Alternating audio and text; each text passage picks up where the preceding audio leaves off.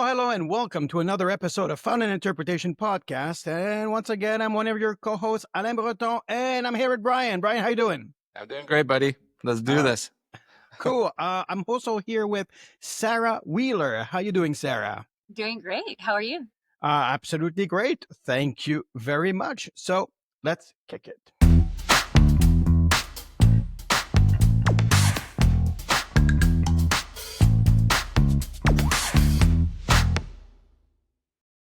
Sarah has actually a very interesting one. Sarah is an interpreter, educator, and emotional intelligence coach on a mission to transform the interpreting profession from the inside out.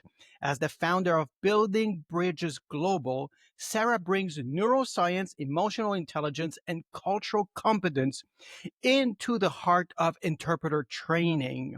She also has a website that focuses on interpreter education around emotional intelligence at the link that we'll put in the description below. Now we're talking about emotional intelligence. Sarah, I'll kick the first question here.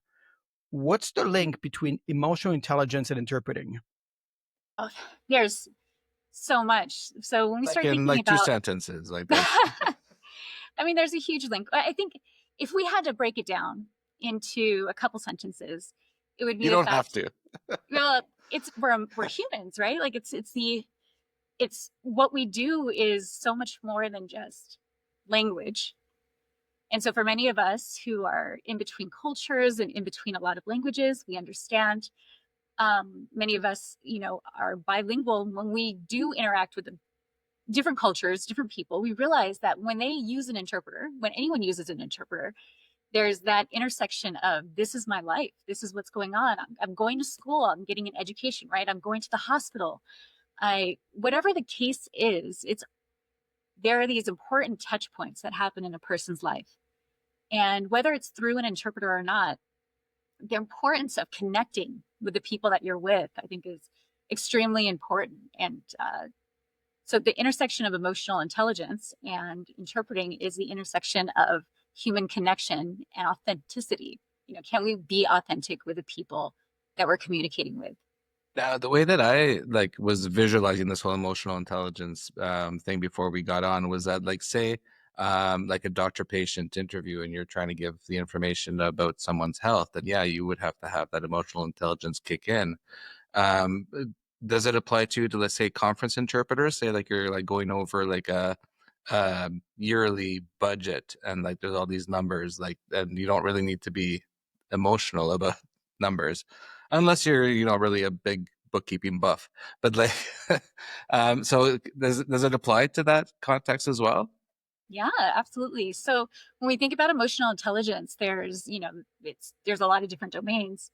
A lot of it, there's emotional precision.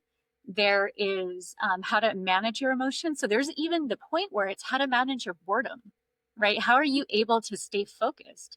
And when we think about, this era of AI and we have technology all around us, you're at a boring meeting where it's all numbers and there's not a lot of emotions. You as the interpreter may want to check out. You may not be able to hold that kind of attention for that long of a span. You may be getting some things wrong because you're not emotionally attuned. And so it's more than just the idea of I'm going to have this huge emotional variance. It's more of, can I regulate myself in different situations as well? How am I showing up in these situations? How am I managing my professionalism in these situations? Am I I see what getting you're saying. overwhelmed? When you're talking about the whole boredom part, I'm there's some pretty dry conferences that we've done. And I'm yeah. Are you showing some sort of apathy on your work, Brian? You need a holiday? It's a long weekend coming up. I'm looking forward to it. Yeah, there's a lot to it. It's a lot more than just, what we see is, just be happy and connect and be nice, which is a great part of it, which is the, social skills. But there's a lot more to it. But I also think that there's a link between emotion and memory, right? If you're emotionally invested into something, then your memory starts working better because we remember vividly in our minds, even for years, things that we feel, don't we? Absolutely. Yeah, no, that's great. I'm glad you brought that up. Absolutely. When you think about how you, memory is one thing, but you have to pay attention to remember. And one of the things is if we're in this fight or flight, when we're stressed, we get into these, the amygdala takes over and information doesn't go to our frontal cortex. So we're in these fight or flight stages where we're not even able to retain long-term memory. We're not able to process things on a higher level. Okay, There's can you so many just things that go to the explain that wayside. slowly so we can all really understand? Because you talked about amygdala, the front lobe, and all of that. And, imagine you're explaining this to, I don't know, a 15-year Us. old, which is basically me with a Oh beard. my gosh. Okay. All right. Let's see. So, yes. Okay. So the amygdala is right over the this the spinal column, right? So we have the Here? brainstem and the Here? amygdala is right over that. Yes, And so I'm this doing I a demonstration. Doing a demonstration. yeah, Is it? right there. All right, right there. Okay, right Exactly. there. Behind. Yeah, Okay. yeah. All right. Yeah, yeah. And so it's so attached to your body. You think about like how y- everything that goes up to your spinal column, all your nerves that send information out quickly can respond. The fight or flight is your body not having to think. It's just saving you from whatever situation that you're in, It's right? like So brain number 1 and brain number 2 from that book a long time ago. yeah, yeah, yeah, Yeah. I exactly. don't know, Brian, do you know the book that I'm talking about? No, I'll post it. It's sorry, I'm just interrupting you, but it's a book that was talking about that we have two brains basically. One that acts very quickly when we don't have time to think, but it's a survival mode, and the other one which is uses our reasoning. And basically, what marketing is trying to do is just to use, or politicians are just trying to activate our one side of our brain, so we just I don't know, act irrationally. But if we start and think or frown, then suddenly we'll use the second part of our brain, which helps us reason or something like that. I That don't have to read the book. well, that's my summary after 15 years. I read it 15 years ago. That's perfect. I love So, it. but that's what you're talking about, right? That's the Yeah, response side. yeah. Yeah, that's, I mean, it's that, right? So that even you touched on that, which I thought was good, the fear side, right? Like, are we in constant fear? Are we constantly in this heightened state of, oh, things are going to happen? Are we constantly stressed out? Um, because if we are, then our brains are decide, our amygdala, which is the one that's controls our not only emotions, but then also the chemicals that come out in our body that can speed up our heart rate, that the cortisol that gives us that, spare tire. All of this stuff is put out by that. And so if we're constantly living in this state, which many of us do, many like you we're saying, we're bombarded with this information on the news, and life happens, and the way that we live is very stressful, right? So we have all of this going on. So when you're like, what example would be like, say for example, if you're at a conference and there's a speaker and he just his pace is just out of like he's just speaking a mile a minute, and so like as an interpreter you have to keep up, and like so you get super, like some interpreters get super stressed and like it's hard to keep up and stuff. On my end, I enjoy the challenge and I kind of slow my breathing down a bit, and I'm able to like try to not compete, but at least like stay at the same pace as the speaker. But is that kind of what you're talking about? Like one of the like as an example of how like as an interpreter you could feel that anxiety and that fear and like try to overcome that. Yeah. And what you mentioned, I think, was really powerful. So you feel that anxiety and fear. And it's a term that's coined by Dr. Lisa Feldman. So I would recommend reading her book. She's brilliant. And she's a neuroscience, and she talks about this idea of interoception. So it's what we were talking about before with, our amygdala is really responding quickly to everything that's going on. And it's very connected with our bodies. So this idea of interoception is to be first self-aware if you're going emotional intelligence, but being self-aware of what's happening in our bodies and then being able to label that. So I recognize, okay, when I start feeling this way, instead of being hijacked and just reacting, I go, oh, I'm feeling when this is happening, I'm noticing that I'm tensing up. I notice that I'm starting to panic. I'm noticing that my interpreting is starting to not, what is this feeling inside my body? Oh, it's fear, it's anxiousness, And there's so many more nuances to emotions that once we start practicing, then we could start. It's almost like, if you're into wine tasting or if you're really into wine, you can, if you drink wine, you're like, oh, it's just wine. But if you start getting into it, it's like, oh, this is white wine and this is red. And then you start, there's more. Then it's, oh, this smells woodsy. And this is, there's so many layers to something that you can even get into. And that's how emotional intelligence is too.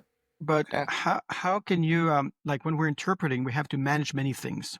We have to listen. We have to to do our work as interpreters, and sometimes we maybe because someone said something and it's completely out of the blue, some thought enters our mind, and then suddenly it's as if we're interpreting, and then suddenly our mind drifts onto something else.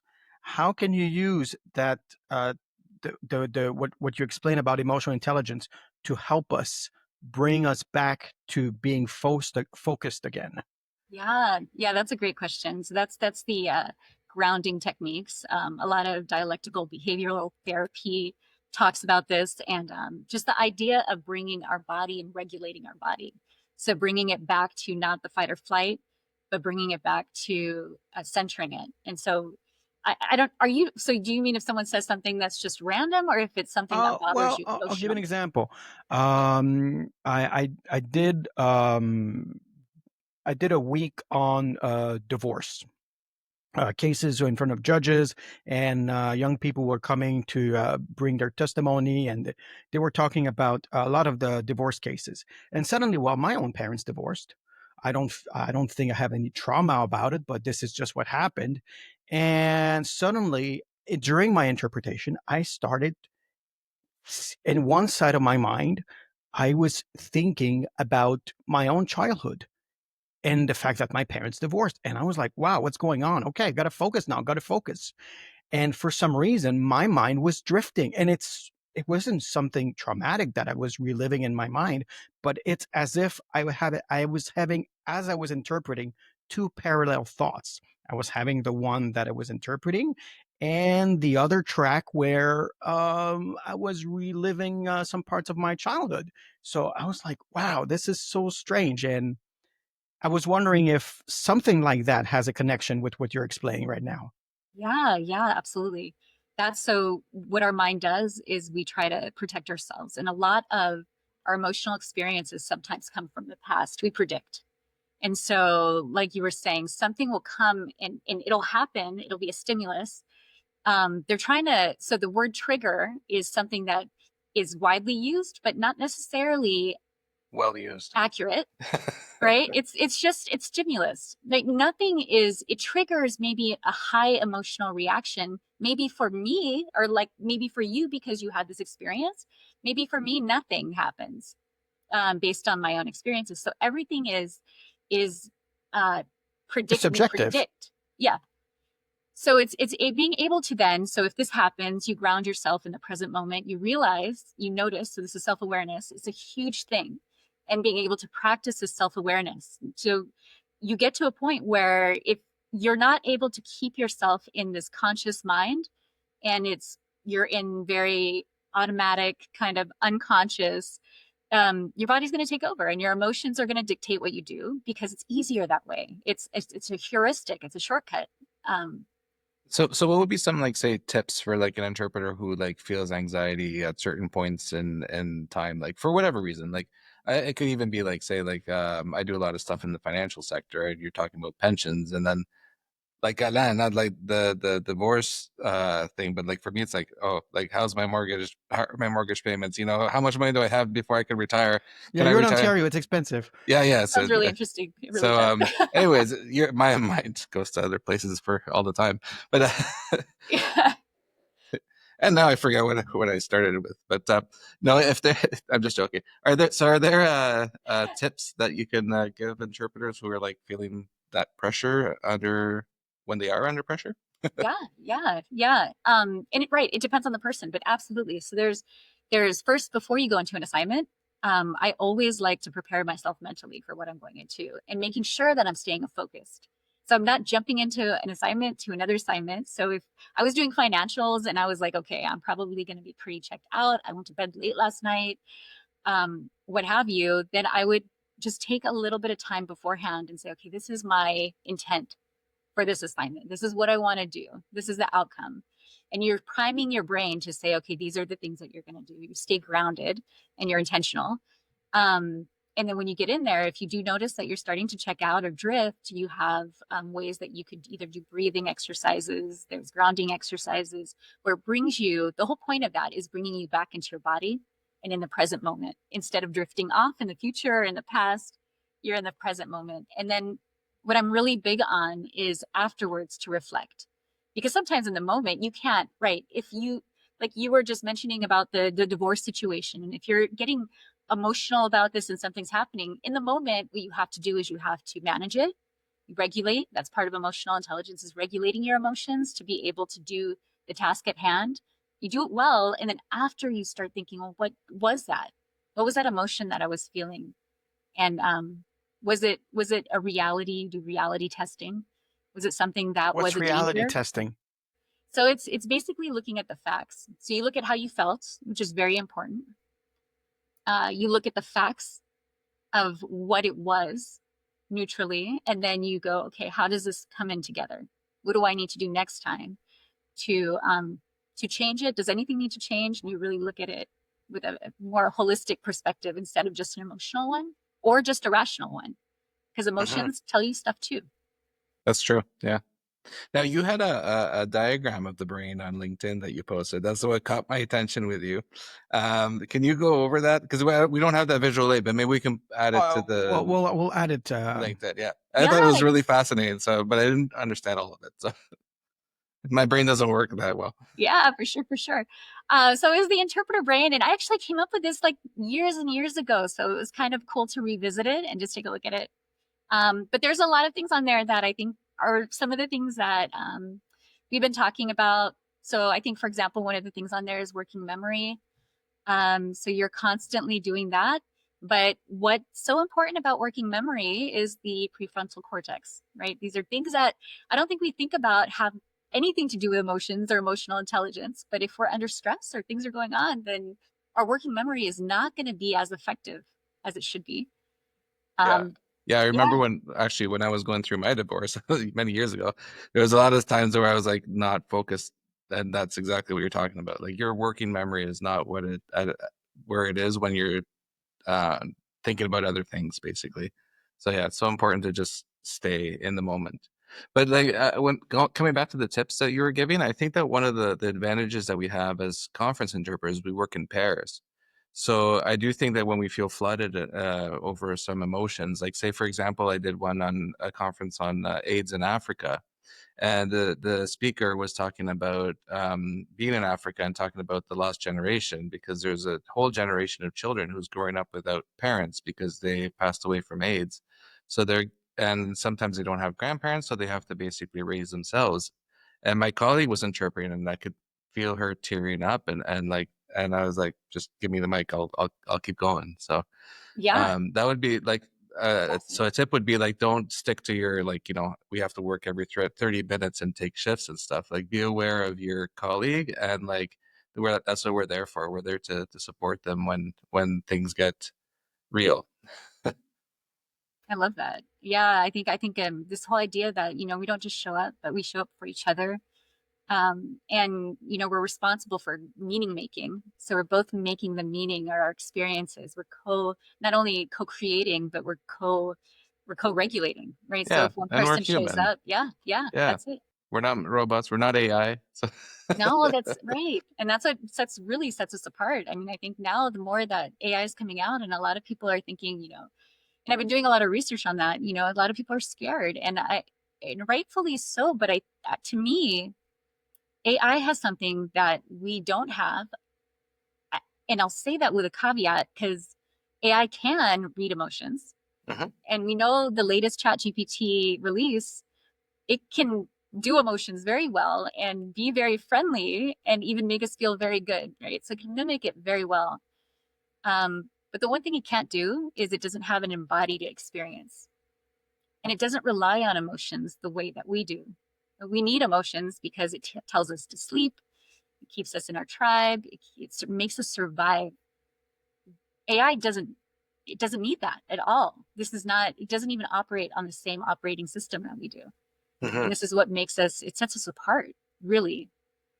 But Um, when it comes to interpretation, s some people could just say, "Well, do we really need all of those things that makes us human? Because basically what we want is a result. I just want to explain a financial, like, and explain a quarterly report to the shareholders. I don't need to have emotional intelligence." So as interpreters, and I mean, we know that being in the financial sector is a big market for us in conference. So what's the counter argument here? no, that's, I mean, it's a great question. I mean, if you want to, sure, you could translate documents.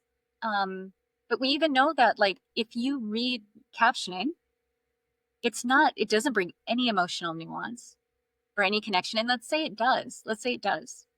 You're still not looking a person in the eye and seeing that they really care and they're invested. And of course, right, if it's a financial transaction, if it's something like this, but even a financial transaction, if it's something that is based on an investor or something like that, there's still that.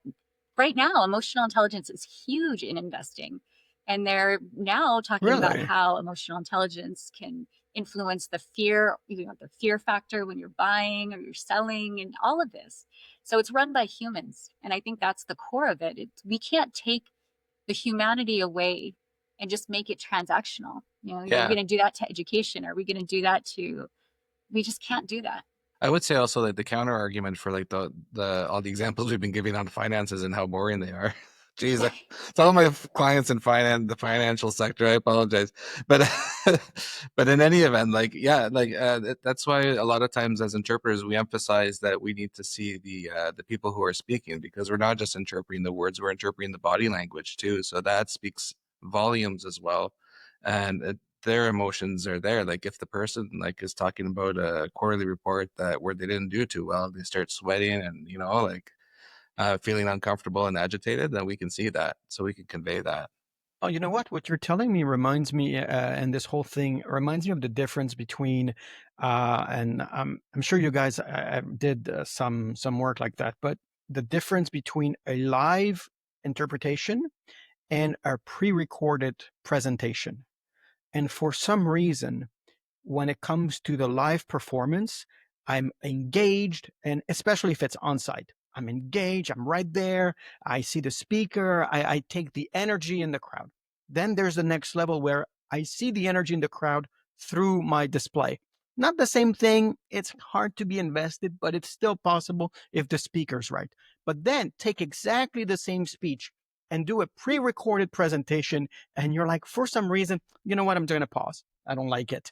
I'm gonna redo that part. Okay. Oh, what did I just say? I just screwed up.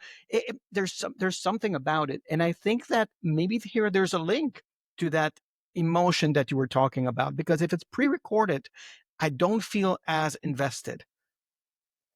Yeah, there's definitely a link. So there's some research now that shows that if we were watching people on a 2D platform, so we're doing different interpreting, let's say online, or we're watching a video even online, we don't see all the emotional cues. So we're missing out on if a person is tapping their foot or if they're leaning in or stepping back. And that's how we respond, that's how we relate. We're trained to relate to people and co-relate to people based on what their feedback is.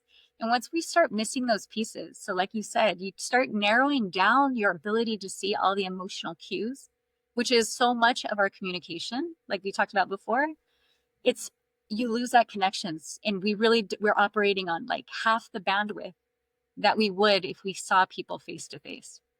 So what sparked all this research for you? Because like I could tell you're passionate about this. So like I'm like, what was like the thing that you're like, oh, like I want to blend interpretation with all of this neuroscience? Like how did this all start?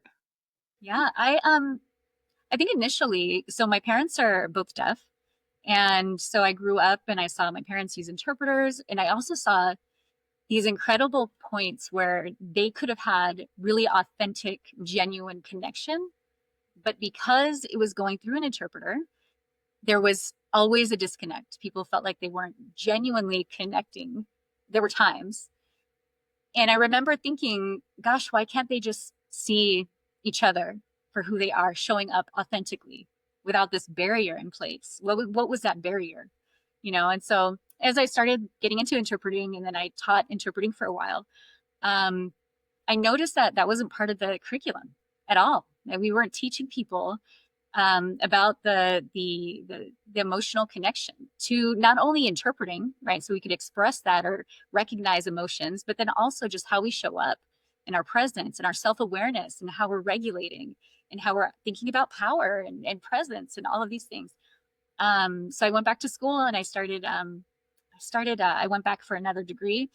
But in that journey, I just realized that really was that for me. It's not, if we all show up and we're all aware, this emotional intelligence, we're all emotionally intelligent, and we're aware of our presence and co-creating. I think then that leads to a much more authentic communication experience for everybody. You're talking about the way we present ourselves. Are you talking about, for instance, how we dress when we go to an assignment? What do you mean by that? So we send out emotional cues all the time. There's ways that we show up, and if we're not aware, sometimes the way that we're feeling unregulated can show up in the way that we act and behave. And other people pick up on those emotional cues. And so, naturally, of course, when we're nervous, maybe we'll be a little bit more closed off. This is not always, we could be cold. It's not a one size fits all. Another thing that's really interesting is that culture also has a big part in how we learn emotions, displays, as well as being able to interpret emotions, which is why part of the work that I'm doing really stresses on the ability to study culture as well and have cultural humility in everything that we do, because this is part of it, instead of just thinking that we know in one size fits all with emotional response and understanding. And this has to do with like with what Ebru was saying. She'll be on another episode, but she was talking about how like the invisible interpreter, because our profession can be quite invisible, where we're just like blending into the background, how we become visible. And like I think that's this whole aspect of the way you look, the way you feel, the way you present yourself is very important in your job. Yeah, you can't show up with like, hole in your shoe and like hair disheveled and all this stuff. Like, This is true. Yeah. That's true. That's true. It creates trust, and we think in the first 3 seconds. I have to pull up the research, but I think I read it somewhere that immediately we go, "Are you friend or foe?" Immediately when we first meet somebody, and okay. so we have very little time to show someone that, hey, we're trustworthy. And we're making these split judgments right away. So yeah, I would agree. According to our colleague Mercedes, Alain has several opportunities to do that because he has wardrobe changes throughout the day. So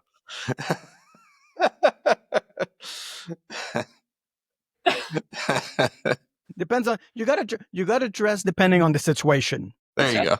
Yeah, You know, that's true. That's true. you gotta look the part. Oh, I'm really absolutely. Like, into that. yeah, if you show up like to a union meeting with like a suit and tie, it's like, you look a little bit more like an You look like the employer than, boss, and yeah, maybe that's not a exactly. good thing. So, Yeah. yeah, absolutely.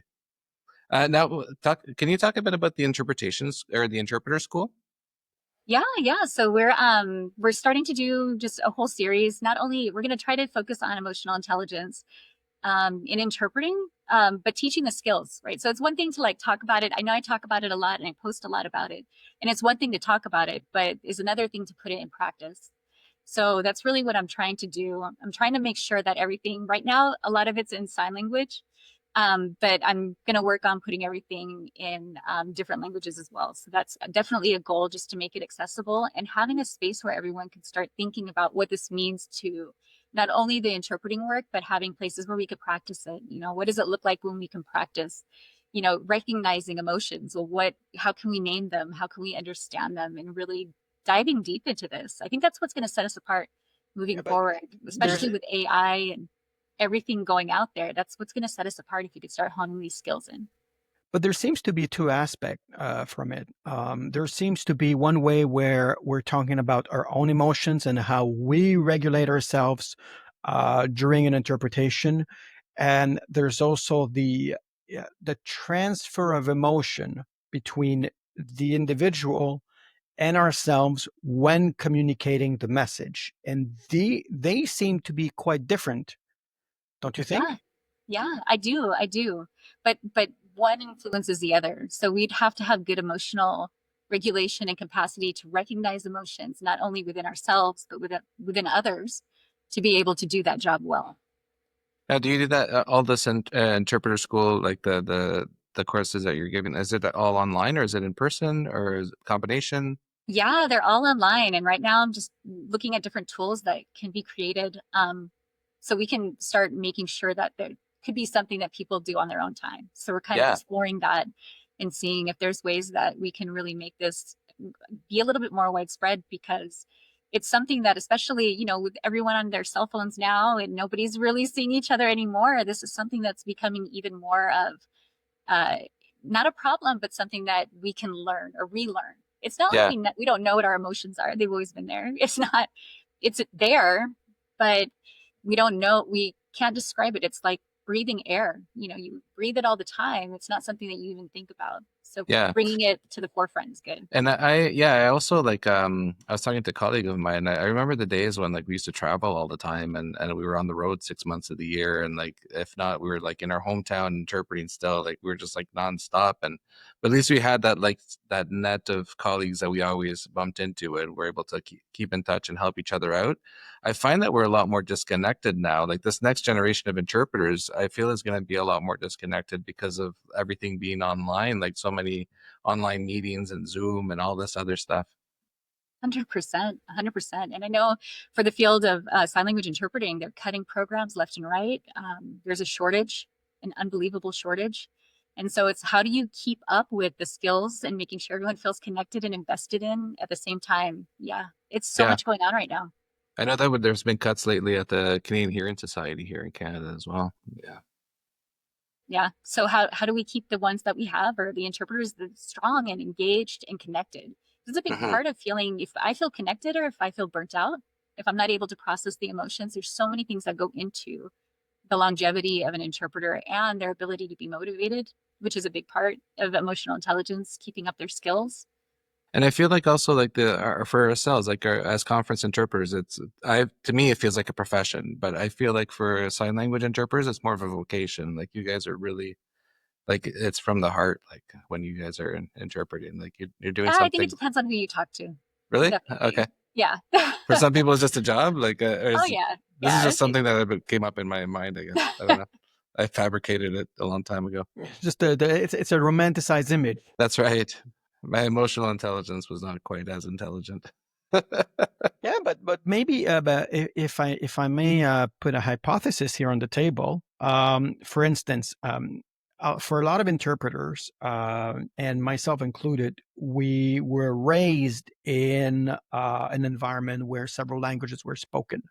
And for instance, when I was a child, let's say I was let's say helping my mom because my mom spoke Spanish and in Quebec it's French, and then someday if she didn't understand it something, then I would help her out. For instance, when I was a child, and but so in a way, then I realized at some point in my life I was like, oh, I've always been an interpreter.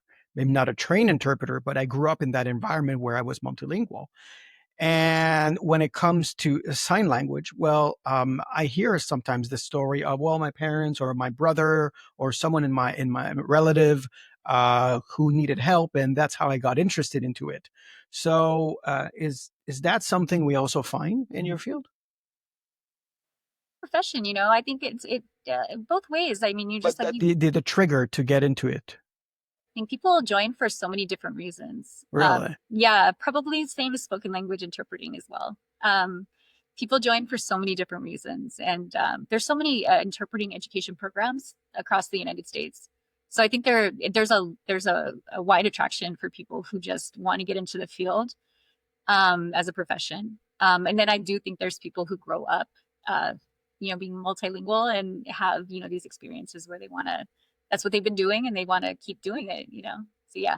So the I know that like the spoken language interpretation is like they're reevaluating everything after all of the stuff that the current president is doing and whatnot. But like, are they like, because if they're making English the official language, does that include American Sign Language or no? No, Because no. it's American Sign Language. Yeah, but there, I mean, there's sign languages all, there's different sign Yeah, languages yeah. There's around Quebec's the country, right? QSL. Yeah. Yeah, yeah, no, it's not English. It's a different language. Okay. So yeah, yeah, Wow. Is it like yeah. this? It's not But protected. just like when we talk about spoken language, well, there's a subject, there's a verb, there's an object, and we can just switch the order depending on which language. Is that the same idea? Like the Quebec Sign Language versus, let's say, the American Sign Language. It's a different sign language, but the basic the fundamental structure, or are we talking about It's a totally something completely different different? language. Yeah, it's got its own grammatical structure. It's a completely different language. Um, its topic comment is completely different. In a Um, nutshell, I know nothing about it. How would you no, how it's a how would you good explain questions. that? Like in a nutshell, how can you help me imagine what you're just saying right now? Because You it's have hard to for me to understand. learn. No. But what I'm saying is, I don't know. Imagine something in a So nutshell. yeah, so it uses space. That would be something. There's different grammatical structures. So if you look at English to Spanish, or if you're looking at any other language, there's a different grammatical structures. It's signed. It's not spoken, so that's completely different. There's not there may be lexical borrowing, but you could see that in other languages as well. So it's actually more closely related to LSQ, which is French Sign Language, than it is even to English. Oh wow. So that's the root. So if you look at, and I could be wrong, I'm not a linguist, so if I'm saying anything wrong, but from what I understand, I Fact definitely checkers need to will research check it. after the Yeah, fact check podcast. Yeah, me. we'll leave that up to them. I'm sure But we'll get Write in the plenty of comments comments. below. yeah, Yes. please, And please. yeah, no, but I'm thinking now about the whole emotional intelligence and how taxing that could be for you guys because you actually people have to see you, whereas like us, we're like a voice, like like say on TV, like we're a voice in the background, or like Yeah, but you guys are like there, like you're like there's sometimes like just like the split screen there, Or and you guys are at the it bottom. feels like a performance sometimes. Yeah, yeah, yeah, yeah. I mean, you do, right? You do use your whole body, right? It's part of, so you definitely, this idea of embodiment, I think, is very different when you communicate. I know for me, my experiences, they always say you have two souls, right? When different languages. And so your personality shifts in different languages. And I definitely can see it when I'm yeah. signing versus speaking. I, But that's f- for, I feel yeah, different. I don't know about you, Alan. Do yeah. you feel different when you're in the booth than when you're like, I was one piece of advice that I heard a long time ago is that we need to have our own booth character. And then I started watching all kinds of videos of speakers that I like, and I was trying to think, how can I emulate certain aspects that I like in order to create my own character? So if you meet me in person, or if I'm in the booth, then I change my tone. I speak differently. I use different words. Everything changes. It's like basically it's like being an actor. I've created the persona in the booth. That is not me. It's Alan in the booth, and the Alan in the booth is a different person. well, I've met both of them and they're both very nice. So Well, yeah, one of them gets paid and the other one drinks. So that's right. Spends the other one's money. yeah, exactly. I would say though, I think even spoken language, right? So we interpret from sign language to English, right? And so it would be the same. I would say that you still are bringing the same kind of not only emotional regulation, emotional awareness, like this presence, this idea of how do I ground, how can I recognize the emotions that are going on within me, but then also even in voice. There's so much that you could play with where it could be monotone, it could be, this is the personality of the other person that I'm trying to represent. Are they mad? Is it a diplomatic? You're interpreting a diplomatic setting where there's very nuanced, heavy nuances that you have to capture. There's a lot that goes into it. Yeah, no, for definitely. And I'm just wondering, like, in terms of like literature for those who like to read, like, do you It didn't say in your biography whether you have published anything, but or if not, then would you recommend some literature to our avid reading fanatics? I There just is. thought, So Lisa Feldman is a great, great book. She has, I think it's 7.5. I have to remember it. 7.5 something of the brain. So I'll get that in the notes. How Emotions Are Made is another really good one.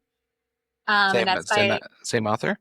Lisa Feldman Barrett. Okay, Mhm. okay. So How Emotions Are Emotions Are Made, Made. and I got it right here, Thank the you. 7.5 Lessons About the Brain. That's it. Yep. By the same author. But I wanted 8 lessons about the brain. I guess that'll be the next book, right? We'll work on it. Yeah. It started out 1 and it just kept on going up. Yeah. And How Emotions Are Made, The Yes. Secret Those are Life both of the great books. Brain. Yeah. Yeah. And actually working on a book now. So with another deaf co-author. I'm not going to say too much about it, but what I can say is it's exploring emotional intelligence with so the connection between people from different cultures and maybe the people that we interpret with. So what does that look like? And what you're saying too is you're going to do a soft launch on founded interpretation of this book, or Yeah, you got to come to the podcast too yeah, to present Do your it. book Yeah. yes, we'll publish it everywhere. We'll make sure it does well. It'll be on the New York to our Times millions of best-selling viewers, list. obviously. Absolutely. You know what? I was thinking earlier, I was talking about brain number 1 and brain number 2. Now I remember, it's Thinking Fast and Slow, I think it's called. That's the book I was thinking. Yeah, I was Yeah, about yeah, to yeah. mention That's that. the one with It's a good book. it's a famous book, but Hmm. yeah, I read it about 15 years ago or something like that. Cool. So The Fight or Flight. So, well, Sarah, you know what? It's been lovely to greet you here at our podcast. Yeah, unfortunately, we've only hit the tip of the iceberg, I feel, and that there's a lot more. But that's what these podcasts are about. It's for people to go out on their own and explore the world of this time, emotional intelligence. So, Thank you for having me. It was an honor. Thank you so much. yeah. All right. So everyone, please like, share, subscribe, comment. You know it. I know it. So we want to make sure that the emotional intelligence message is spread all over the interpreting community. It's very important to be connected to our own emotions so we can end up also doing much better performance, I guess. So thank you very much. And we'll see each other next time for another episode of Fun and Interpretation Podcast. Take care, everyone.